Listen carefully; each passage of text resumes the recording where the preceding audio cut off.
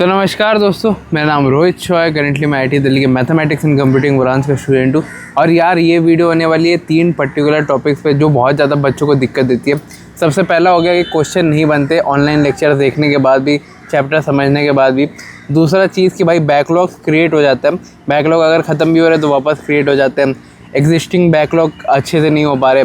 और last, time ही नहीं मिलता, टाइम ही नहीं बच रहा ऑनलाइन लेक्चर्स के बाद कि कुछ और चीज़ में टाइम दे या तो बैकलॉग में अपना टाइम शिफ्ट करे। तो टाइम मैनेजमेंट कैसे करना है ऑनलाइन लेक्चर्स में। और यार इस वीडियो में मेरे को सपोर्ट चाहिए, क्योंकि यार ये सब टॉपिक्स जेन्युइनली कोई भी यूट्यूब पे नहीं लाता। अगर मेरे अच्छा बोलने से इस कम्युनिटी में भी भला होगा, बहुत सारे क्रिएटर्स इस टॉपिक पे वीडियो डाइवर्ट करेंगे, आप बच्चों के लिए बेनिफिशियल होगा। तो एक बार प्लीज़ लाइक कर देना। मैंने ये वीडियो आपके रिक्वेस्ट बनाई है जो आपने लाइव में करी थी कि भैया यार क्वेश्चन नहीं बन रहा, भैया बैकलॉग्स बहुत ज़्यादा क्रिएट हो जा रहा है। और तीसरा यही था कि टाइम नहीं बच रहा, टाइम का इशू हो रहा है बहुत ज़्यादा, है ना। तो इस पे आ जाता है कि इससे कैसे डील करना। जिन्हें नहीं पता, मैं खुद भी एक ऑनलाइन बैच का स्टूडेंट रह चुका हूँ और अभी भी ऑनलाइन अपनी यूपीएससी की प्रिपरेशन कर रहा हूँ। तो मैं आपको बेटर अपने पर्सनल एक्सपीरियंस से बता सकता हूँ कि इस चीज़ को कैसे टैकल करना है। तो सबसे पहले चीज़ आ जाता है बैकलॉग पे कि बहुत सारे बच्चों का बैकलॉग क्रिएट हो गया है, या तो उनके साथ ऐसा इशू है कि यार उनका बैकलॉग ख़त्म हो गया है लेकिन यार फिर से बैकलॉग आ जा रहा है। हम बहुत ही कोर दिक्कत के बारे में बात करेंगे कि जब आप ऑनलाइन पढ़ाई करते हो तो बैकलॉग क्रिएट क्यों होता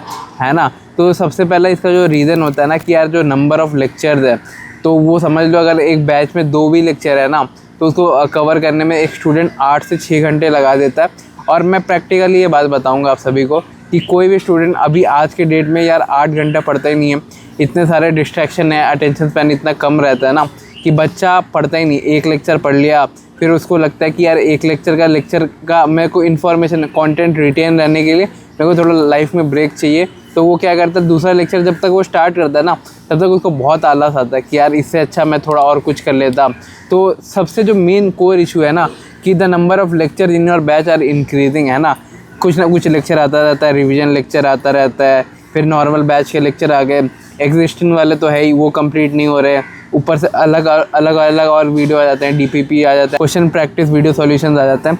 तो इतना सारा वीडियो रहता है ना, तो बच्चा कंफ्यूज रहता है। और जब भी आपके ऊपर बहुत ज़्यादा बर्डन बढ़ता है ना वीडियोज़ का, आपने भी ये चीज़ नोटिस करी होगी, बैकलॉग्स का प्रेशर बहुत ज़्यादा बढ़ जाता है। बैकलॉग्स का जो रहता है ना, मेरे साथ भी आज ये होती है कि यार जब मेरे को लगता है ना कि भाई मेरा 18 लेक्चर का बैकलॉग है, मैं एग्जांपल दे रहा हूँ, मेरा 30 लेक्चर का बैकलॉग है, तो यार पढ़ाई में ऑटोमेटिकली इंटरेस्ट थोड़ा कम हो जाता है ना। क्योंकि ऐसा मतलब मैं आपको एक्सप्रेस नहीं कर सकता।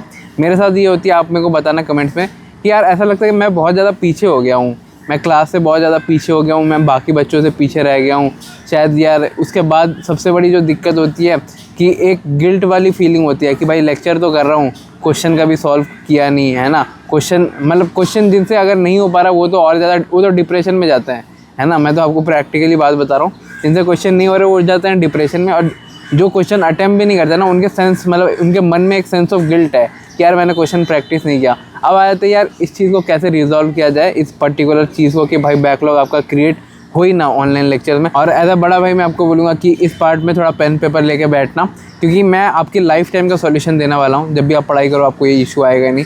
तो बैकलॉग क्लियर करने का सबसे जो बेस्ट तरीका होता है ना, देखो बैकलॉग को 3 पार्ट में डिवाइड कर दो, 3 कैटेगरी में डिवाइड कर दो, है ना। एक तो हो गया विच इज़ वेरी इंपॉर्टेंट, दूसरा है कि भाई जो इम्पॉर्टेंट नहीं है बट डैट इज़ रिक्वायर्ड, है ना। और तीसरा है कि भाई उसका कहीं इंपॉर्टेंस नहीं है आगे फ्यूचर में। और इन तीनों चीज़ों को कैसे क्लासीफाई करना है, वेरी इंपॉर्टेंट वो सब्जेक्ट हो गया, ये वो टॉपिक हो गया जो आपको करना ही करना है, वरना उसके बिना आप आगे नहीं बढ़ सकते हो। तो उसको प्रायोरिटी में रखना। और जो बाकी के 2 है जो नॉट इम्पॉर्टेंट है, वो आप समझ ही रहे हो कि जिसका मतलब बाद में भी करो। कुछ सर्टेन चैप्टर्स हो गया, जैसे आप यूनिट डायमेंशन को ले सकते हो, बाद में आप सेमीकंडक्टर्स को ले सकते हो, इनको इस कैटेगरी में डाल सकते हो। बाकी जो लिस्ट बी की कैटेगरी है, जो बैकलॉग क्रिएट हुआ है, जो मेजॉरिटी चंक आपका रहेगा कि हाँ भाई जैसे 11 का कोई पार्ट छूट गया बहुत बड़ा, तो उसको आप इस पोजीशन में रखना। तो आपको पहली चीज़ करनी है कैटेगराइजेशन ऑफ द बैकलॉग। और इस कैटेगराइजेशन के बाद जो वेरी इंपॉर्टेंट वाले जो चैप्टर्स है ना, उसको आपको नॉर्मल बैच से फॉलो करना है। बहुत सारे बच्चे मेरे से पूछ रहे थे लक्ष्य 2.0 के बारे में बताओ, इस 2.0 या लेट बैचेज जो स्टार्ट होते हैं ना किसी भी कोर्स में, तो उससे करना है कि नहीं। तो वो जो आपका वेरी इंपॉर्टेंट वाला चैप्टर वाले प्रायोरिटी लिस्ट है ना, उसको आपको प्योरली बैच से फॉलो करना है, जो आपका ओरिजिनल बैच है। ओरिजिनल 1.0 हो गया। अब आ जाता है इंपॉर्टेंट वाला सेगमेंट, उसको आप लेट बैचेस से प्रेफर करना 2.0 वाले बैचेस से, ताकि आपका बैकलॉग जल्दी ख़त्म हो जाए और जो लास्ट पार्ट है जो नॉट सो मच इंपॉर्टेंट, उसे आपको वन शॉट से प्रेफर करना। बहुत बच्चों को मैंने ये देखा है कि they want a escape route from the journey, तो वो सोचते हैं कि यार वन शॉट से कर लेता हूँ, I will cope up with class, उसके बाद यार एक ऐसी क्रांति आएगी जिससे मैं क्लास के साथ पैरेलली चलूँगा और मैं टॉप कर जाऊँगा जेईई मेंस। तो ऐसा नहीं होता। वन शॉट में यही सबसे बड़ी दिक्कत है, जब आप वन शॉट से पढ़ते हो ना तो आपकी अंडरस्टैंडिंग बहुत कम रह जाएगी, आपसे क्वेश्चन बनेंगे ही नहीं, तो पढ़ाई करना ना करना बराबर है। अगर आपको बोर्ड एग्जाम में टॉप करना है तब आप वन शॉट से करना। अगर आपको जेईई या किसी भी कम्पिटिटिव एग्जाम के लिए जा रहे हो तो आपको कंसेप्ट की नॉलेज अच्छे से रहनी चाहिए। ये चीज़ आपको पर्सनली बहुत ज़्यादा काम आएगी। एज अ भाई मैं आपको रिकमेंड करूँगा ये फॉलो करना। तो यार बच्चों कभी नोटिस किया है, जब भी यार ऑनलाइन लेक्चर या ऑनलाइन कोर्स आपका बोरिंग होता है या कॉलेज वगैरह भी आप देखते हो ना बोरिंग होता है, तो पढ़ाई में इंटरेस्ट अपने आप ही चला जाता है, अपने आप लूज हो जाता है। यार वही outdated syllabus, theory overload, real world experience वगैरह नहीं रहता, चाहे किससे भी पढ़ लो समझ में नहीं आता, क्वेश्चन नहीं बनते, नोट्स को रट्टा मारना पड़ता है, मतलब एक्चुअल समझ की कमी होती है। और यार मैं आपके साथ एक मॉडल शेयर करना चाहता हूँ, मिराई स्कूल ऑफ टेक्नोलॉजी का मॉडल, जो कि बहुत ज़्यादा पॉपुलर हो रहा है इंडिया में। इससे बहुत ज़्यादा रिजल्ट निकलते हैं, क्योंकि यार ये एक एआई फोकस बीटेक पे लर्निंग करवाता है और यहाँ फर्स्ट ईयर से आपको इंडस्ट्री लेवल प्रोजेक्ट्स करवा दिया जाता है। इसमें Python, JavaScript, machine learning, generative AI, ये सब का आपको प्रैक्टिकल एप्लीकेशन सिखाया जाता है। ना ही कोई बोरिंग लेक्चर, ना ही कोई रट्टाफिकेशन, अब आपको बस प्रोजेक्ट सिखाए जाते हैं। और यार आप खुद सोचो कि आपको खुद का मैकबुक दिया जाएगा ये सब करने के लिए, एआई टूल्स बनाने के लिए मैकबुक दिया जाएगा। और पता है यार जब आप ये सब स्किल्स सीख लोगे ना, आपकी गूगल, अमेजन जैसे कंपनीज में रिक्रूटमेंट होगी, क्योंकि वो भी यही सारी स्किल्स मांगती है। और इससे क्या होता है यार, पढ़ाई में ऑटोमेटिकली फोकस बढ़ जाता है। मार्क्स के लिए नहीं, करियर के लिए पढ़ो और दैट चेंजेस एवरीथिंग। यही इनका मॉडल है। इनके जो फाउंडर्स है वो भी नेक्स्ट लेवल है। एक है अर्पित शारदा, जो कि बिट्स पिलानी और IIM के एलुमनाई रह चुके हैं, एक्स JP मॉर्गन के लीडर है। और साथ ही में वरुण कोहली और कार्तिक माथुर, जो कि कोडिंग ब्लॉक्स के को फाउंडर है। इन्होंने 50,000 से भी ज़्यादा स्टूडेंट्स को टेक में जॉब दिलवाई है, टेक में उनका प्लेसमेंट करवाया और आगे भी आप लोगों को करवाते रहेंगे। और बस यार इसकी फ़ीस कितनी है, बस बीटेक के लिए इनकी 4 साल की फ़ीस 10 लाख है, जो कि बहुत ज़्यादा नॉमिनल है। मतलब आपकी पूरी बीटेक 10 लाख में कवर हो जाएगी। साथ ही साथ आपको ये मैकबुक भी दे रहा है, जिसमें आप अपनी मतलब इंडस्ट्री रेडी प्रैक्टिसेस वगैरह कर सकते हो। और इसके ऊपर भी आपको स्कॉलरशिप मिलती है, अगर आप गर्ल्स से हो, डिफेंस है, अगर आपकी फैमिली इनकम कम है, मेरिट और नीड बेस्ड स्कॉलरशिप, मतलब आपको बहुत ज़्यादा पुअर बैकग्राउंड से भी हो तब भी आपको स्कॉलरशिप मिलती है। इनके लिए आपको इनका एग्जामिनेशन मिराई मेंस देना पड़ेगा। इसमें 60 क्वेश्चन होते हैं और इसके लिए आपको मिराई नेशनल स्क्रीनिंग टेस्ट का एग्जामिनेशन देना पड़ेगा, जिसमें आपको 60 क्वेश्चन दिए जाते हैं 120 मिनट में। और यार इसका डेट बहुत ज़्यादा पास आ गया, तो मैं आपको सबको रिकमेंड करना चाहूँगा कि आप भी जाके इसका एग्जामिनेशन फॉर्म फिलअप कर दो। इसका डेट बहुत ज़्यादा पास आ चुका है। मैं सारा लिंक इसका डिस्क्रिप्शन में अटैच कर दूँगा, तो इसको चेकआउट करना मत भूलना। इसको डेफिनेटली से एक बार देख लेना। अब दूसरे क्वेरी पे पार्ट वाइज लेके चल रहा हूँ। दूसरा है कि यार भैया क्वेश्चन नहीं बनते मेरे से, कंसेप्ट भी बहुत सीख लिया, लेक्चर भी मैंने अच्छे से देखे, रिटेन भी करा, मैंने नोट्स भी बनाए, मैंने रिवीजन भी करा, शॉर्ट नोट्स भी बनाए, मैंने वो तमाम चीज़ें करी जो जेईई के लिए रिक्वायर्ड है, तभी यार भैया मेरे से क्वेश्चन नहीं बनते। तो देखो इसका मैं सबसे बेस्ट सॉल्यूशन ये दूंगा कि बहुत सारे बच्चे ना पढ़ते कम है, डरते ज़्यादा है। मतलब आप भी ये समझो कि बहुत बच्चे ना अपना बहुत सारा टाइम इसलिए वेस्ट कर देते हैं क्योंकि यार वो डर पे रहता है कि होगा, ये कर लूँगा, ये क्वेश्चन नहीं होगा। तो इतना भाई इतनी क्लैरिटी के साथ मतलब ज़िंदगी जियो। जब भी आप यूट्यूब पे कोई भी वीडियो देख रहे हो, जब भी आप मेरी वीडियो देख रहे हो, तो आपके अंदर वो एक पॉजिटिव होप है। आप किसी की वीडियो देखते हो तो आपके दिमाग में कोई भी नेगेटिव थॉट नहीं आता।